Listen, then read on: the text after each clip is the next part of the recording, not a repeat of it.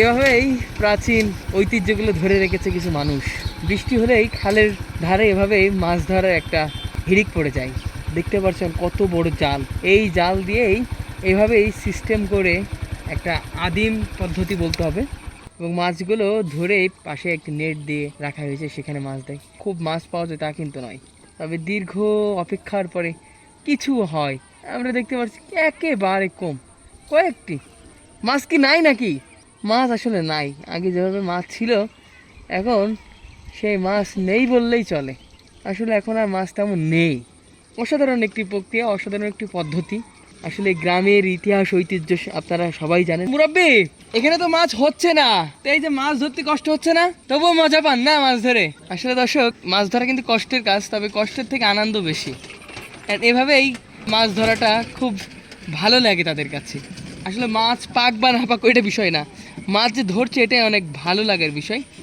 দেখতেই পাচ্ছেন খুব সুন্দর করে নেট দিয়ে চারিদিকে ঘিরে রাখা হয়েছে, এবং সেটাই যখন কিছু সময় যাচ্ছে, সেই সময় যাওয়ার পরে বাঁশটা বেঁধে রাখা হয়েছে, সে বাঁশটা খুলে দেয়, এবং খুলে দেওয়ার পরে বাঁশটা নিচে পড়তে শুরু করে এবং সেটা উঁচু হয়ে যায়। মুরব্বী, এটার নাম কি?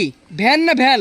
দর্শক, এই ভ্যান দিয়েই মাছ ধরছে এলাকার যারা মাছ উড়ে আছে এবং মাছ প্রেমী আছে, তারা এই ভ্যান দিয়েই মাছ ধরে। এটার নাম হলো ভ্যান।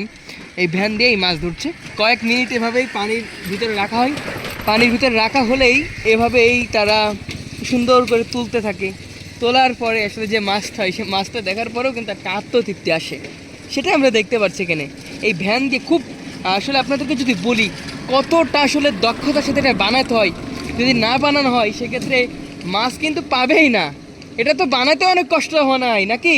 এই ভ্যানটা বানাতেও কিন্তু বেশ সময় এবং বেশ কষ্টসাধ্য একটি বিষয়। তবুও এটা কষ্ট তাদের কাছে মনে হয় না, কষ্টকে উপেক্ষা করেই তারা এইভাবেই মাছ ধরে।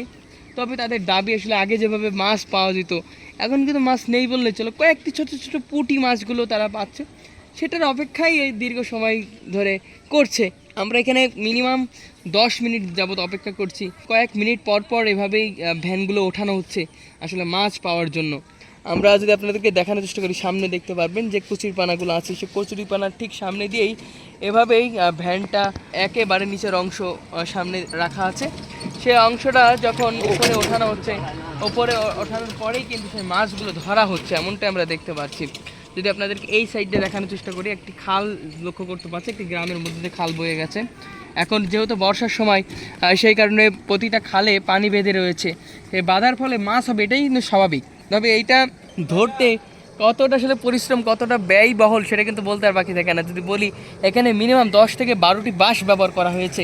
সেই বাঁশগুলোর সাথে যে বড় নেট বা বড় জাল ব্যবহার করা হয়েছে সেগুলো দেখতে পাচ্ছি। এবং কেমন একটি জায়গায় বসে আছে মুরব্বী, একটু লক্ষ্য করলে দেখতে পারবেন, যিনি মাছ ধরছেন তিনিও কিন্তু একটা নির্দিষ্ট জায়গায় বসে তাক করে আছে, কখন মাছ বাঁধবে এবং কখন সেই সময়টা আসবে।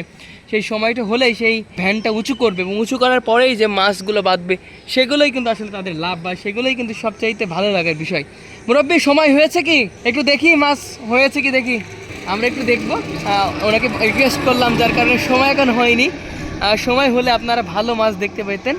তবে যতটুকু আসলে সময় হয়েছে ততটুকুর মধ্যেই আপনাদেরকে দেখানোর চেষ্টা করব যে আদৌ এখানে মাছ বেঁধেছে কি এই ভ্যানের মধ্যে।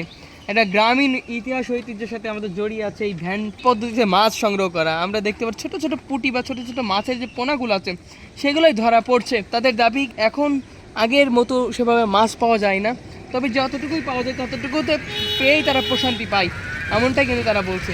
একটু যদি দেখানোর চেষ্টা করি আপনাদেরকে, একটু সামনে লক্ষ্য করলে দেখতে পারবেন মাছ।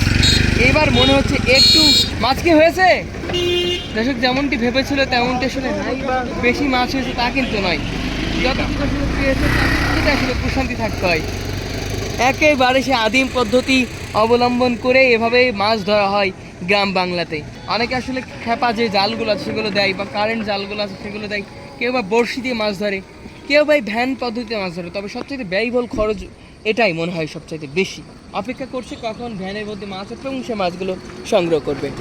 দর্শক, আপনাদেরকে চেষ্টা করছিলাম আজকের এই ভিডিওর মধ্য দিয়ে গ্রাম বাংলার যে ইতিহাস ঐতিহ্য, গ্রাম বাংলা যেভাবে আদিম একটি পদ্ধতি অবলম্বন করে এখনও সে মাছ ধরায়, সে মাছ ধরার চিত্র আপনাদেরকে দেখানোর চেষ্টা করছিলাম। অবশ্যই আপনারা আপনাদের কমেন্টের মাধ্যমে জানার চেষ্টা করবেন কেমন লেগেছে ভিডিওটি।